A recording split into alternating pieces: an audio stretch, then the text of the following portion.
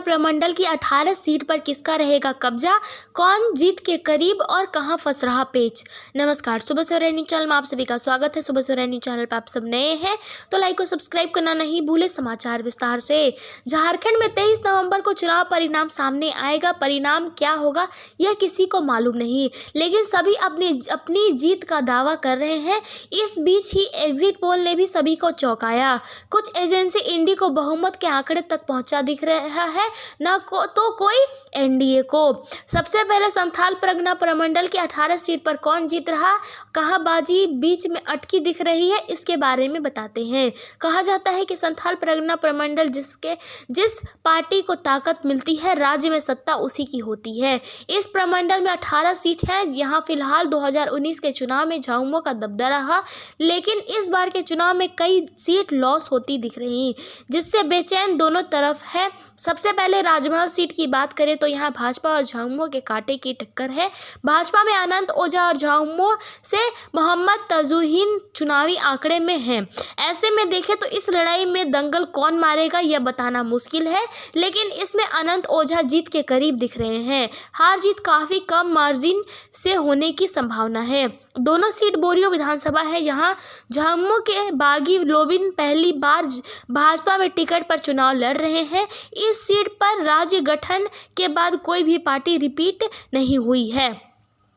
एक बार भाजपा तो एक बार झामुमो को जीत मिली है। ऐसे में देखें तो यहाँ झामुमो से धनंजय सोरेन है और भाजपा से 6 बार के विधायक लोबिन आंकड़े में हैं। जमीनी सर्वे को देखा जाए तो लोबिन जीत के काफ़ी करीब है।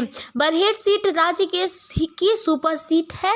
इस सीट से खुद मुख्यमंत्री हेमंत सोरेन चुनाव लड़ रहे हैं। इसमें इनके सामने भाजपा के गमाइल हेम्बारम चुनावी दंगल में है। अगर राज्य गठन से अब तक के विधानसभा चुनाव को देखें तो यह सीट झामुमो के लिए सबसे सेफ सीट में से एक है। ऐसे में यहाँ हेमंत सोरेन की जीत पक्की है।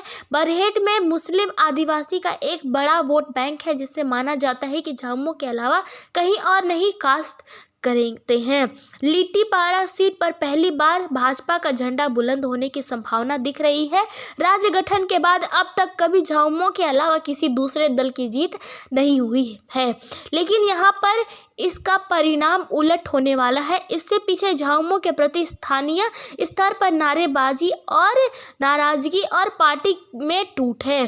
दरअसल दिनेश विलियम मरांडी सिटिंग विधायक थे, लेकिन झामुमो ने इस बार ड्रॉप कर दिया और टिकट हेमलाल मुर्मू को दे दिया। इससे नाराज दिनेश ने भाजपा का दामन थाम लिया। साथ ही भाजपा उम्मीदवार बाबू धन मुर्मू को समर्थन किया है, जिससे मजबूती भाजपा को मिली है। संभावना जताई जा रही है कि जीत के करीब बबूधन पहुंच जाए। पाकुड़ विधानसभा में पहली बार महिला विधायक बनने जा रही है। कांग्रेस ने आलमगीर आलम की पत्नी निशांत आलम को चुनावी दल में उतारा है।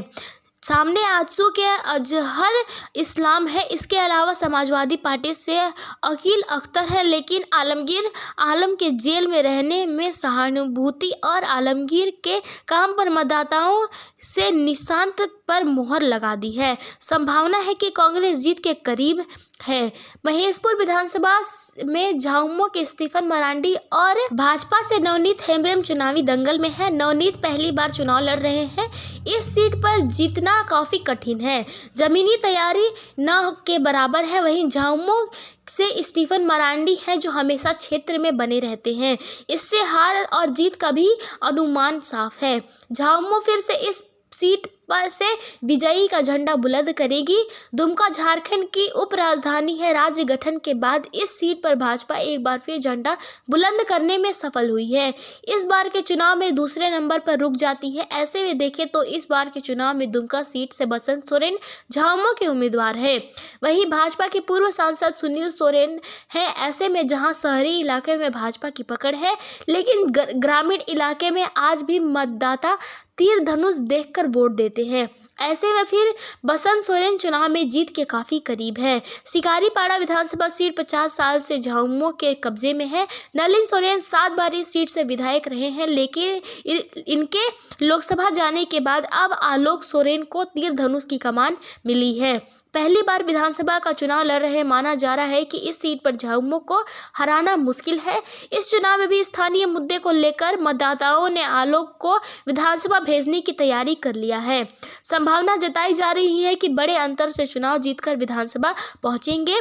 जरमुंडी विधानसभा सीट इस बार कांग्रेस के हाथ से निकल सकती है।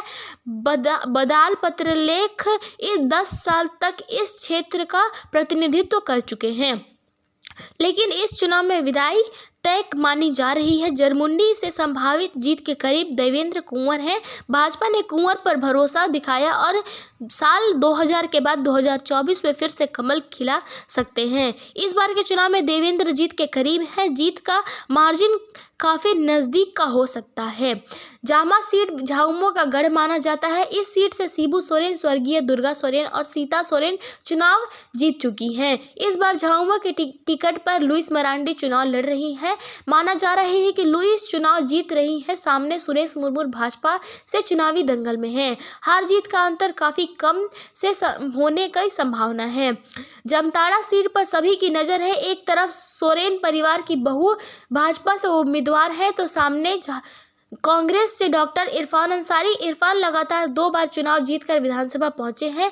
इरफान की एक मजबूत कड़ी उनके पिता है। संगठन के बाद पिता फुरकान अंसारी ने पकड़ क्षेत्र से मजबूत है। लगातार फुरकान अंसारी जामताड़ा से 4 बार विधायक चुने जा चुके हैं। अब फिर इरफान विधानसभा जाने को तैयार हैं। संभावना है कि इरफान एक बड़े मार्जिन से सीता को हरा कर सदन पहुंचेंगे। नाला टिकट पर इस बार झामुमो का झटका लग सकता है। इस सीट से विधानसभा अध्यक्ष रविंद्रनाथ महतो अखाड़े में हैं।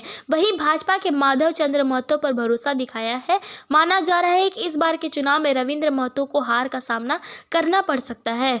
सारठ सीट से भाजपा का झंडा बुलंद होता दिख रहा है। देवघर से इस बार लालटेन जलने की संभावना है। मधुपुर को बचाने में हफीजुल हसन झामुमो कामयाब होने दिख रहे हैं। वहीं गोड्डा के कांटे की टक्कर है। राजद और भाजपा दोनों कतार में खड़े हैं। इस लड़ाई में अमित मंडल जीत के करीब है।